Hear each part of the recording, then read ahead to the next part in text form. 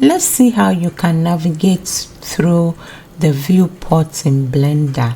Now when you open Blender, you might have the cube here. I just put Suzanne here, but one thing is, if you want to navigate, you can just take your mouse in the middle button, you can just move it around just like this. You can also go to shift, and then with the mouse button you can pan around. You can go left, right, up, down. That is not rotating but shifting up and down. This can be done easily as well when you take the hand here. You see, move, when you pick this, the hand thing there, you can also move up, down, right, left. And let's say that suddenly you got lost, you moved and you cannot see anything anymore.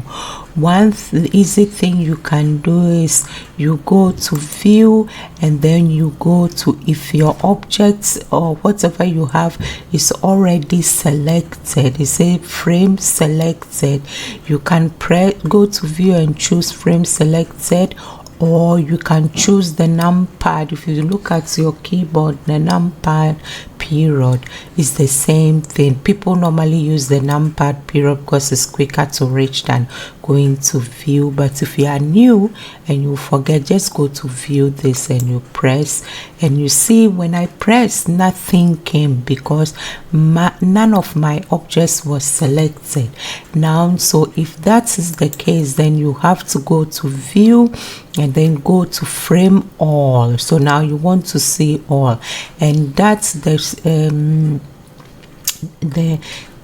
you can also press just the home key on your keyboard. Let's try this. You see, everything came. You could also press the home key on your keyboard and it would have done the same thing.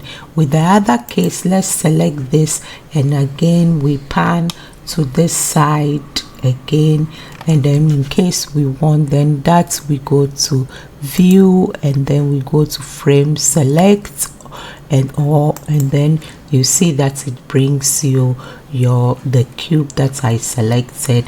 And then if you want, if you think, hey, this is too close to me, you always have, you can use your middle mouse actually to maybe if you want to scroll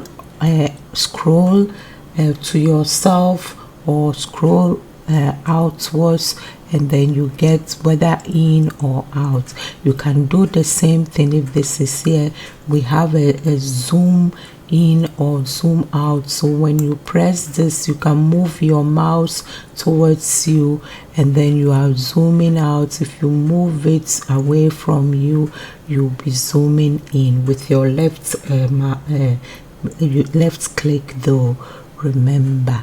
Now, other things that you can do is that in case you are new and you also want to do some rendering or see what will be seen in your camera, and you come here, this is still not what will be seen in your camera. Like if you are outside, when you look through your camera, what you see, you can always come here. You can also go to view actually and go to camera, and then you can press active camera, and then it gives you this. Or you can go to your numpad and press 0. It gives you the same thing.